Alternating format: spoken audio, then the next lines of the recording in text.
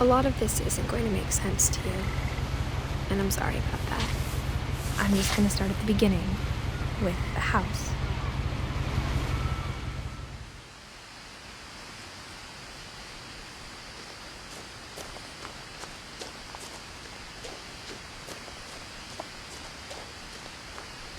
I lived here until I was 11, but I wasn't allowed inside half the rooms.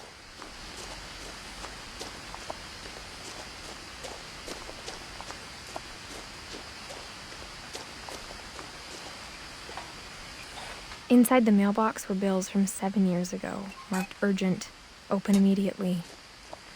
I hadn't been back since my brother Lewis's funeral.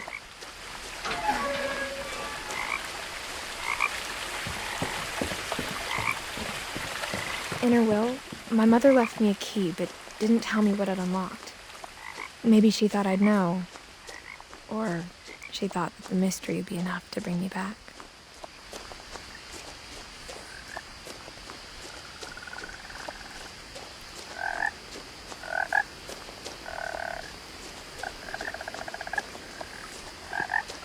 The truth is, even after I inherited the house, I never thought I'd come back to it.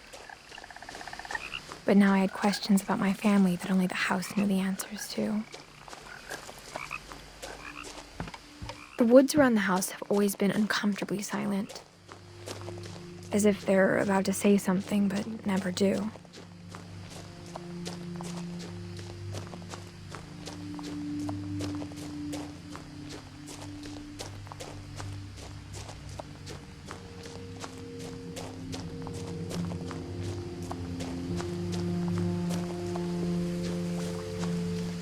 The house was exactly like I remembered it, the way I'd been dreaming about it.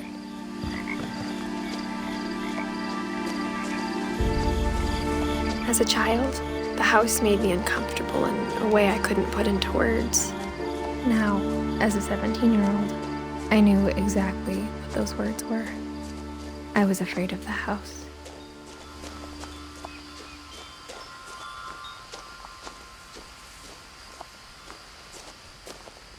The house felt like it had always been here. Even the swing set was older than my mother.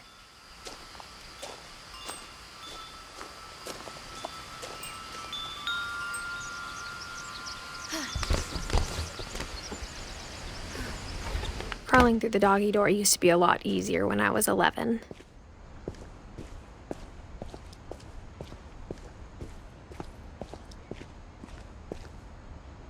The power had been turned off the night we left.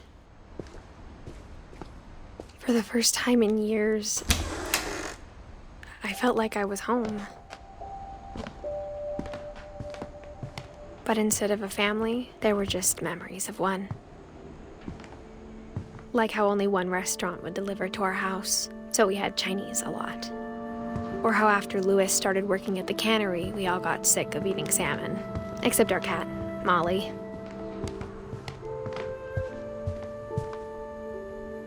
The table was still a wreck from the night we left. It was like a bomb had gone off, killing everyone but sparing the furniture.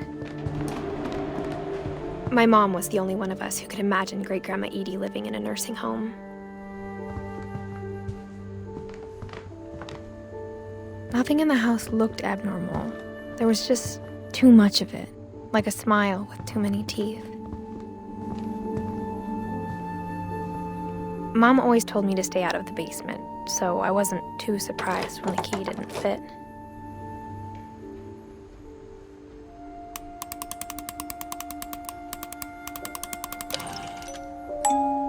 Great-Grandpa Sven built a music box for Barbara, along with the rest of the house.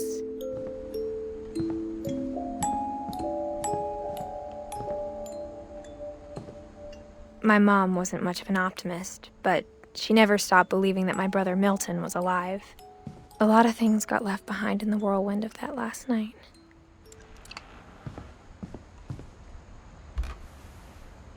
Edie told me once that every Finch who ever lived is buried somewhere in the library.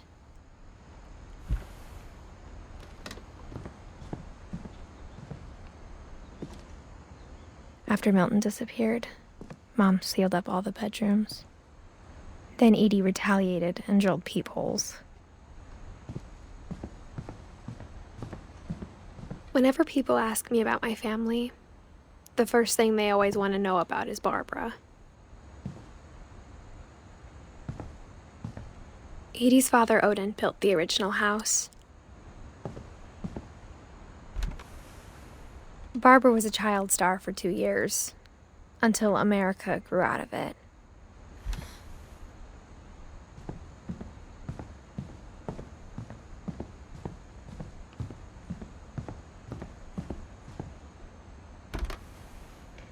The last time I was in Edith Sr.'s room, I was 10 and she was painting my portrait.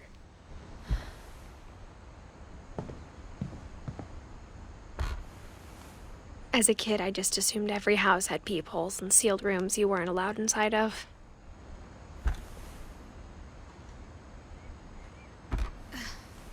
My Grandpa Sam spent 7 years sharing a room with his dead brother, Calvin.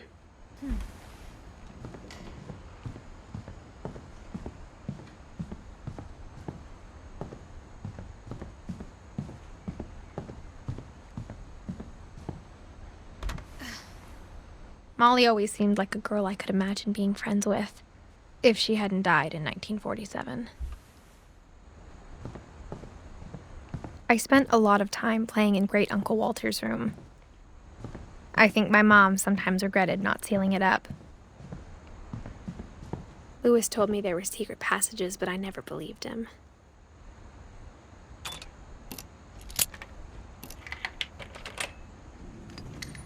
Turns out, my mom was really good at keeping secrets.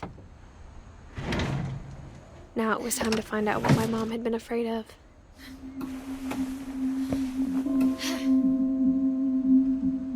From the paintings on the wall, it was clear my brother Milton had been here before me. Reading this, maybe it sounds like I had a plan. But I had no idea what was behind that door.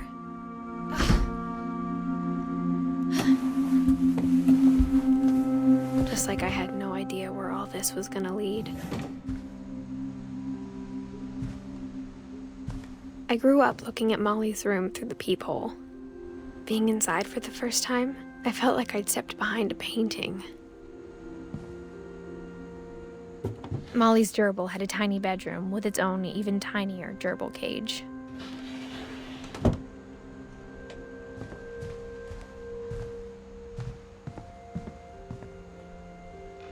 I got the sense Edie had spent a lot of time here, before my mom sealed the doors.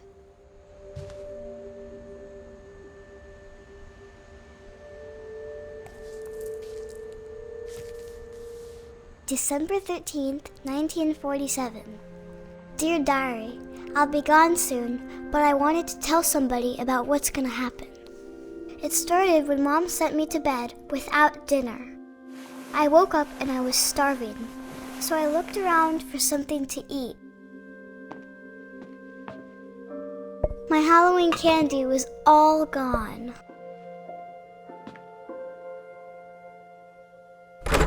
Mom, can I come out now? Sweetheart, it's late. Go to sleep. The gerbil food was dry, but I didn't mind it.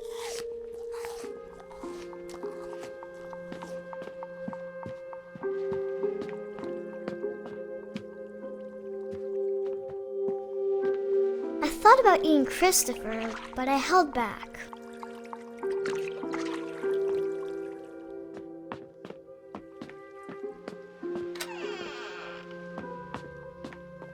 I kept eating and eating.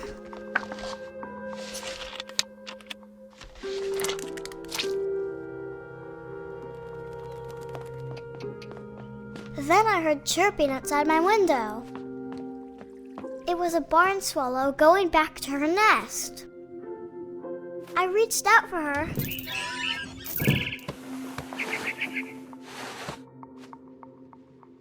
And suddenly,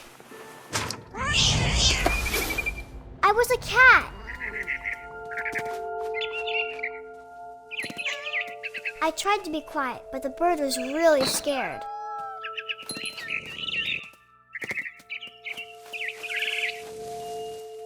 Mom and Dad didn't even look at me.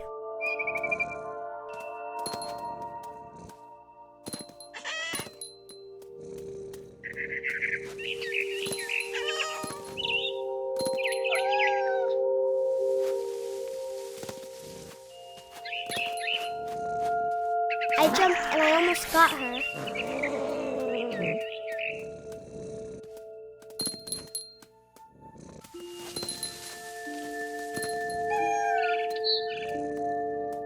I could tell she was getting really tired. Now I was up in the big tree. I promised Dad I wouldn't climb it anymore. All I cared about was eating that mama bird.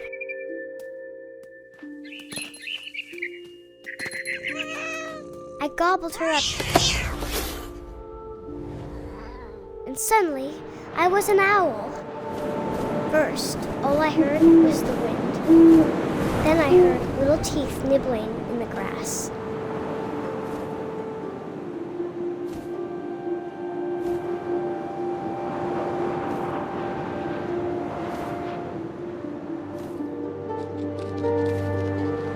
Rabbits.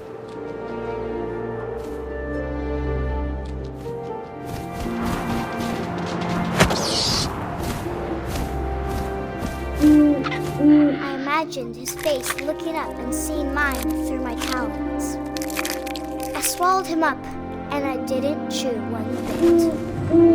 Then I flew off to find something bigger.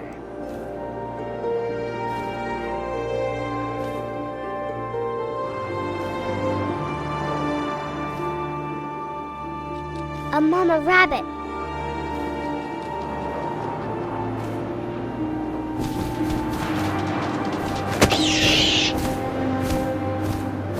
She was almost too big to carry. I started choking, but I couldn't stop eating.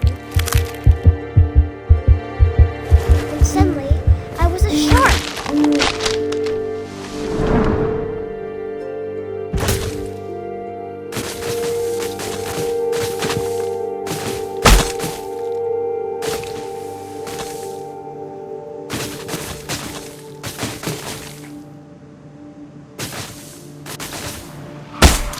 I rolled off a cliff and into the ocean. Now, I was hungrier than ever.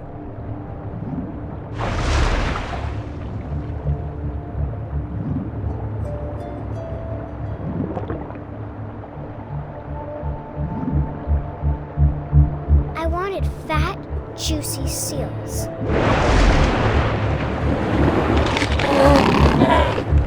I tore off her flipper, and it tasted really good.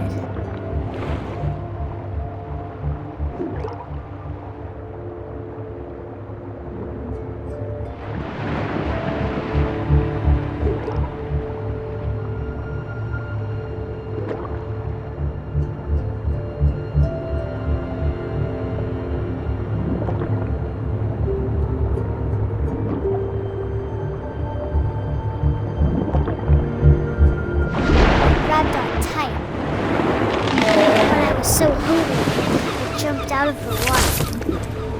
When I opened my eyes, everything had changed.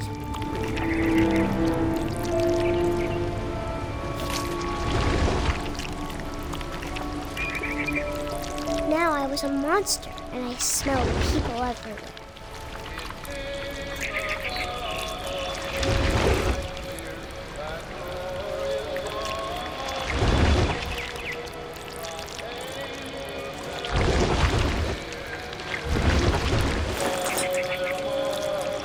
I was big, but I moved real quiet.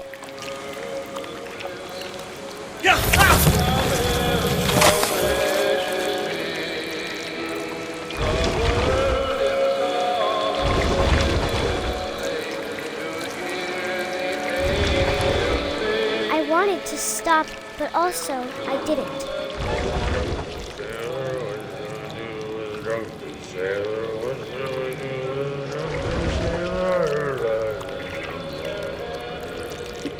His belly was rusty, his belly was rusty,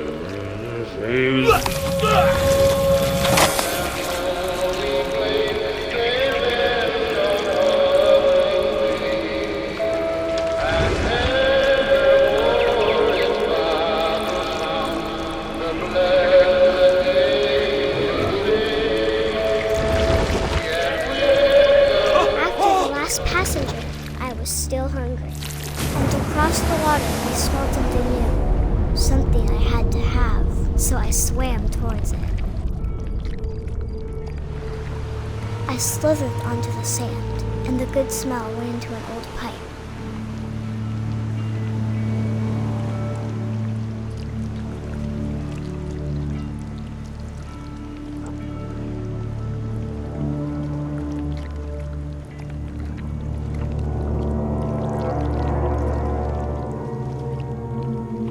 I got closer and closer.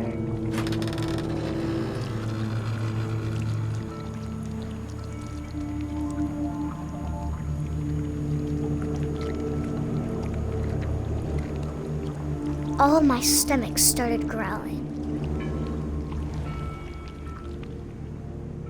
And suddenly, I was me again. I held my breath for a long time, but I couldn't hear anything. I think it's waiting for me to fall asleep. But it's not going to wait much longer. It needs to feed, and we both know I will be delicious.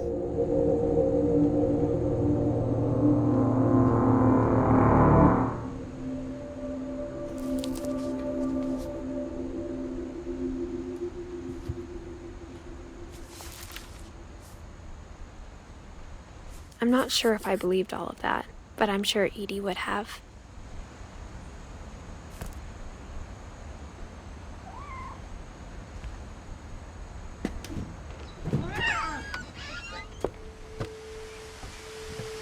This will be obvious later, but my mom never told me any of these stories. Edie would have, but Mom didn't like bringing up the past. Though, when we adopted a stray kitten, she was the one who named it Molly. I spent a lot of time in Great-Grandma Edie's room. We got along, and it was a good place to hide from my mom. When Edie told people Sven was killed by a dragon, she could also have said he was building a dragon-shaped slide that collapsed.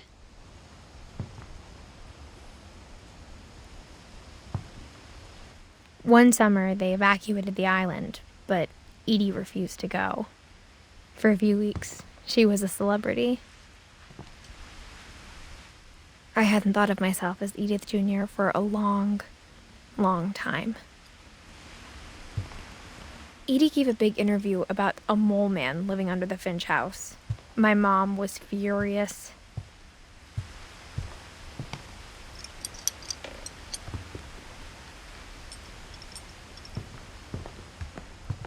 Her room was like a museum.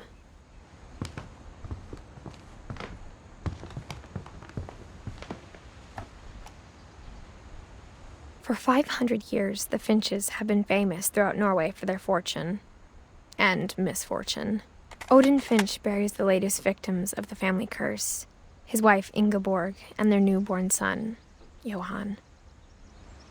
On January 7th, 1937, he set sail with his family and his house, hoping to leave the curse behind. But 40-foot waves off the coast of Washington send the house and Odin to the bottom of the sea. Odin's daughter Edie, with husband Sven and baby Molly, step ashore on their new home, Orcas Island. Odin Finch is the first to be buried in the new family cemetery. His daughter Edie is already dreaming of a new Finch house.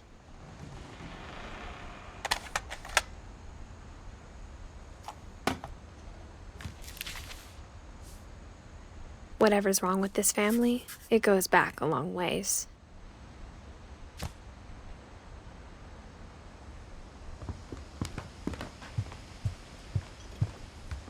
even in her 90s. Sometimes Edie seemed a lot younger than my mother. The only trace Grandpa Sam's first wife, Kay, left on the house was the pink bathroom. It was a pretty big trace.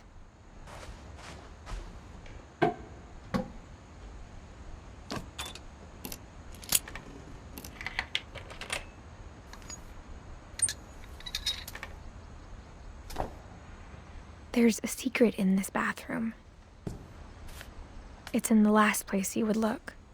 It isn't in the cupboard. It's hidden in this book.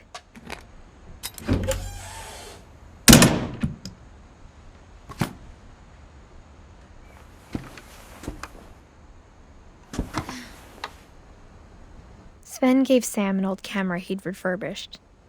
He never put it down.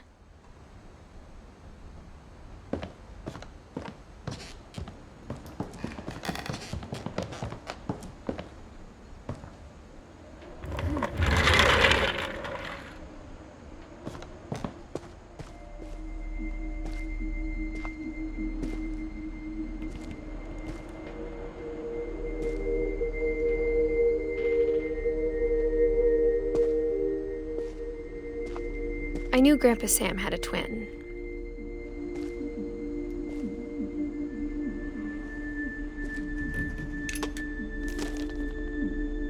And that he never talked about him. I guess my grandpa didn't like history any more than my mom did.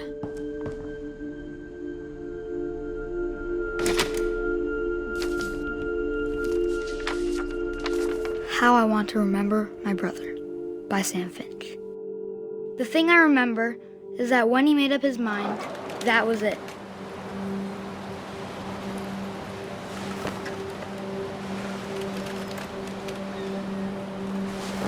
My brother said he'd die before he ate another mushroom, and he did. At Barbara's funeral, we swore we'd never be afraid again, and he wasn't. I think Calvin always wanted to fly.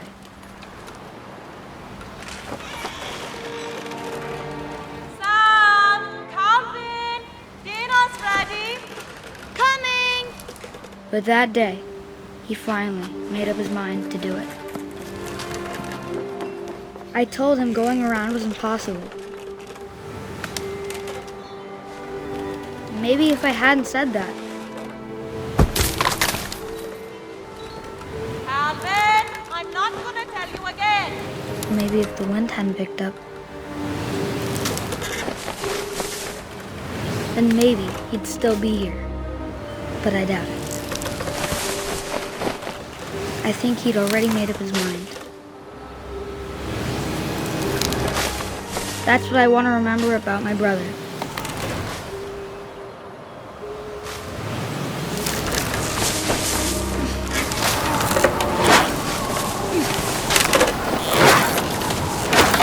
The day he made up his mind to fly. And he did.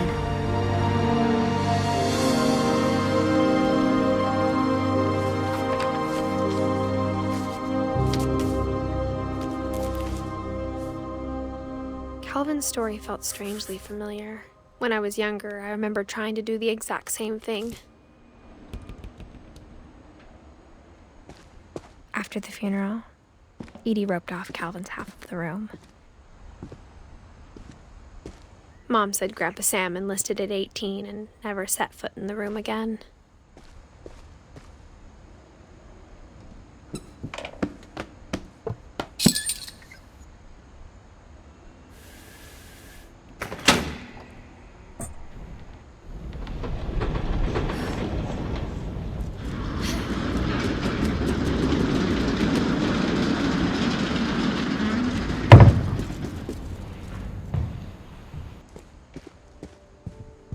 The passages were a pretty tight fit.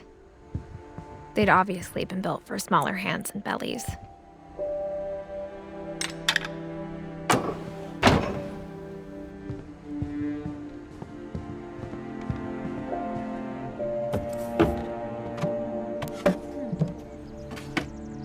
Growing up, I always thought of Barbara as a child star.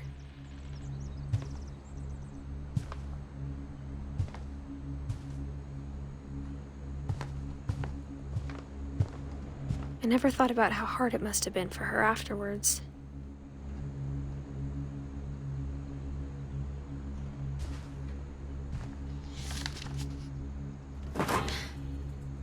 Of all the stories people wrote about Barbara's death, I'm surprised Edie saved this one.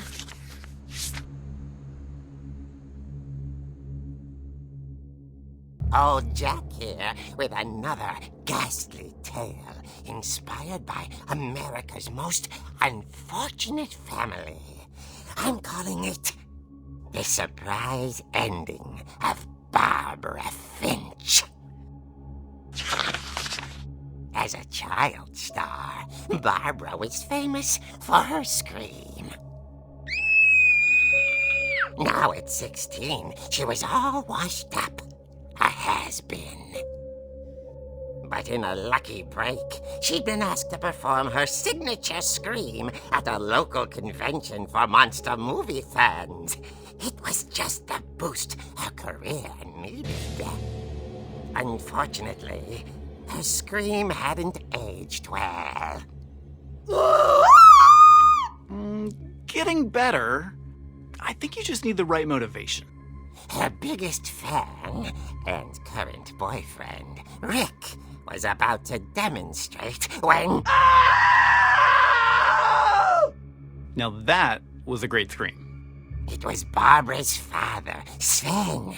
He'd slipped into a table saw and had to be rushed to the emergency room. So Barbara got stuck babysitting her youngest brother, Walter. Her convention comeback was cancelled. Okay, I'm hearing frustration, but I'm not hearing terror. What if I tried... A gang of hoodlums in Halloween masks have been terrorizing Orcas Island tonight. Police are urging residents to... That came from the basement. You're right! Also, I loved your delivery on that.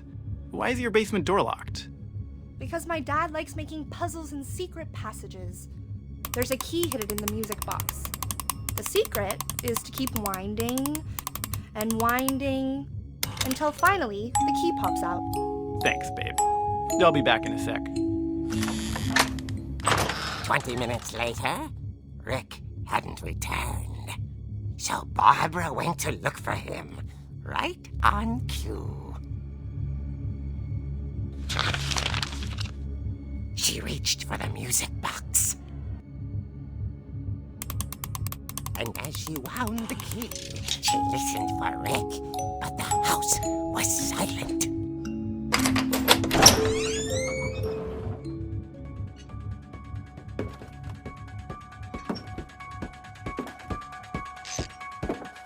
She found Rick's crutch and imagined the worst.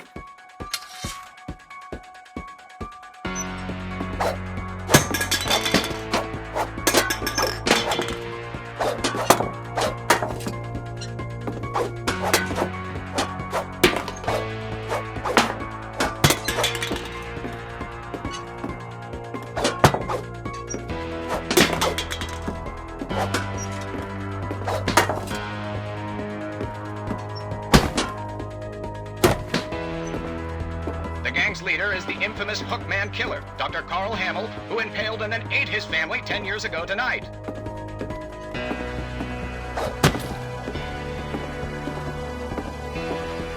The old fridge rattled and grew still. Oh dear! Oh! Rick? Barb, relax. I was just trying to scare you to help you find your scream. Well, I'm not scared, Rick. I'm furious. Then act furious. All I'm getting from you now is that you're hurt and confused and you're...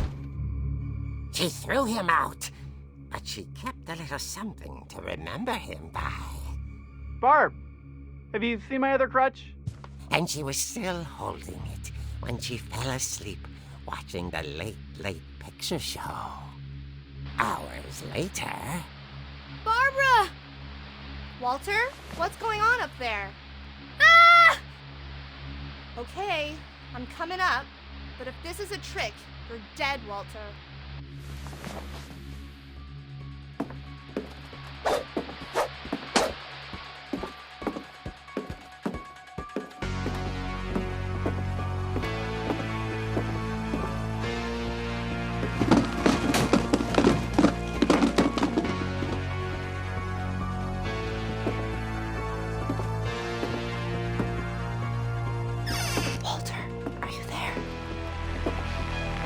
Walter had vanished, but his bedside radio was still on. Orcas Island police describe the man as 6 feet tall, with a steel hook for a hand. Residents are urged to lock all doors and windows and notify the police of any suspicious activity. Barbara turned, saw the hook man, and was speechless. He was quite smashing.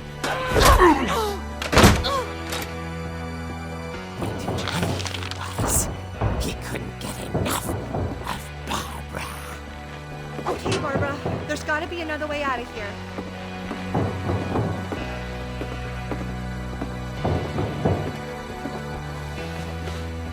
That night, she played her part beautifully.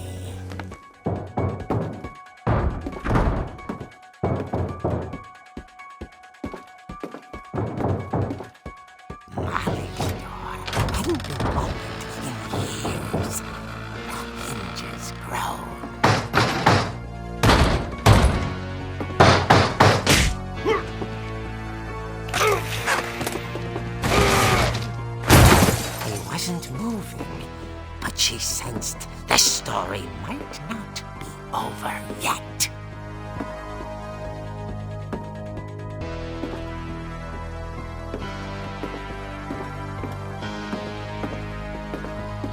The hookman had vanished. She listened for his breathing, but all she heard was...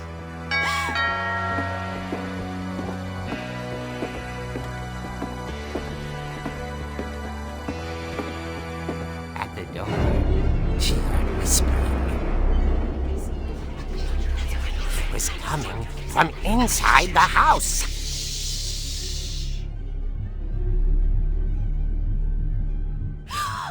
Oh dear. Surprise! Bravo, Barbara! You were wonderful! The monsters had come to surprise her. For Barbara, it was a dream come true. Then she saw what kind of monsters they were, and she realized what was about to happen. She was going to be famous. And with her final breath, Barbara Finch gave the performance of her life.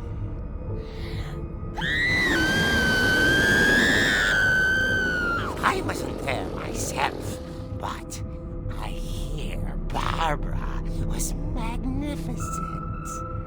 Poor girl. She had a taste for stardom. But unfortunately, so did her fans. Of course, the police blamed it all on poor Rick, who disappeared the same night. And little Walter? Hiding under his bed the whole time. He took it all pretty hard, but that's another story. As for Barbara, tucked inside the music box is all they ever found of her. Her ear. Now that's what I call a real eerie tale.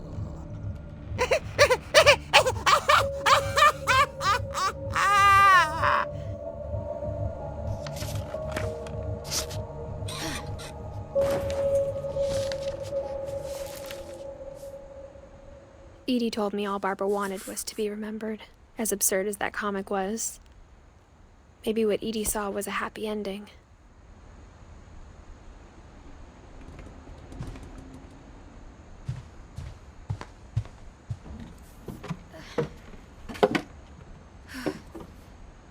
I guess now I know why Mom didn't like me playing with the music box.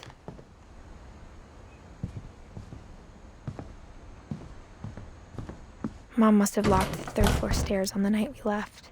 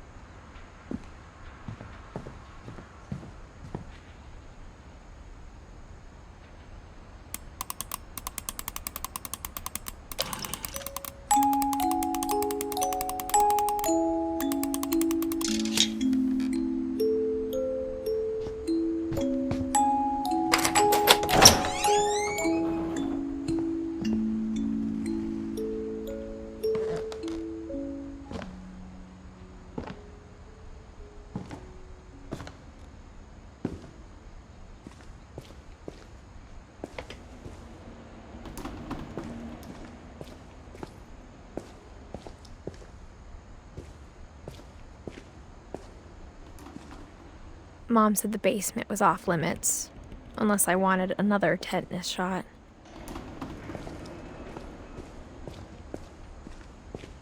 I saw Edie sneak down to the basement once, carrying packages.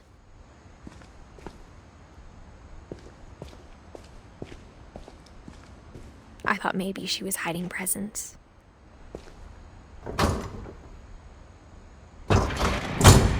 It turned out she was hiding a lot more than that.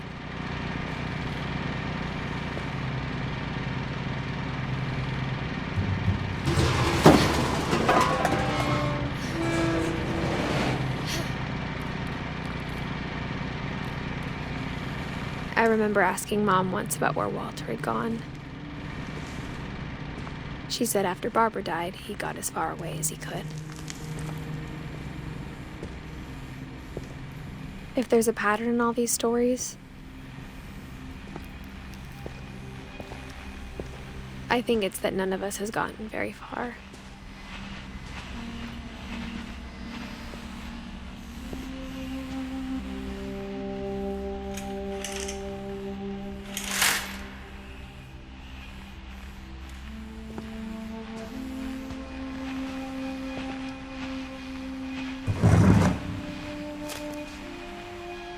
Goodbye, everyone.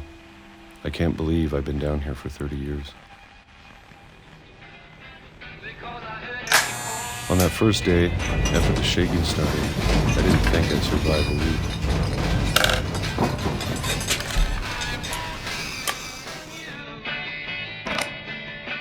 But after a few days, I settled into a routine. That's what kept me sane. Having a schedule, living for today. I always expected to be dead tomorrow. But if you wait long enough, you get used to anything.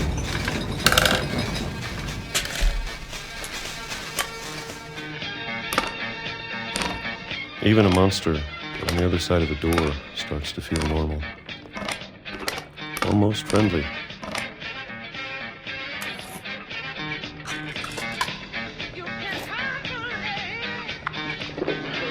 And then one day, everything just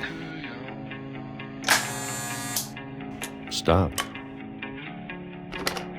Whatever that thing was, it was gone. Maybe it got tired of waiting. Or maybe I just got tired of being afraid.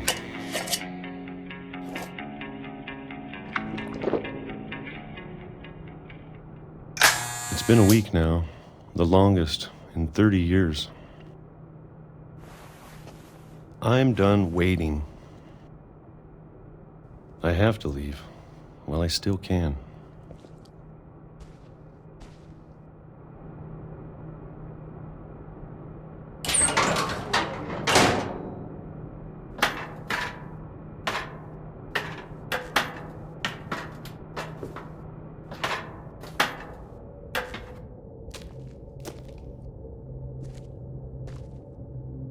I know it's out there somewhere. Whatever killed Barbara and Molly and Calvin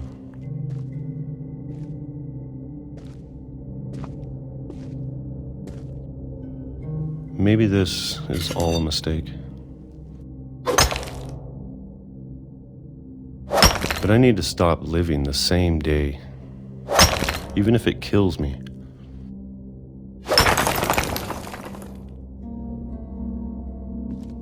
Whatever's out there, I want you to know I'm ready for it. I'm going to appreciate all of it, especially the food. I don't mind if I only have a year left, or a month, or a single week. I'd be happy with one more day. I can already imagine the sun on my face.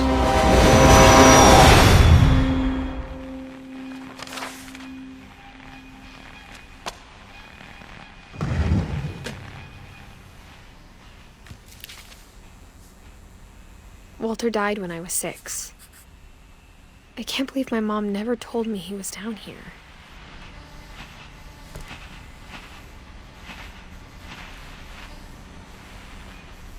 I'm sure my mom was trying to protect me.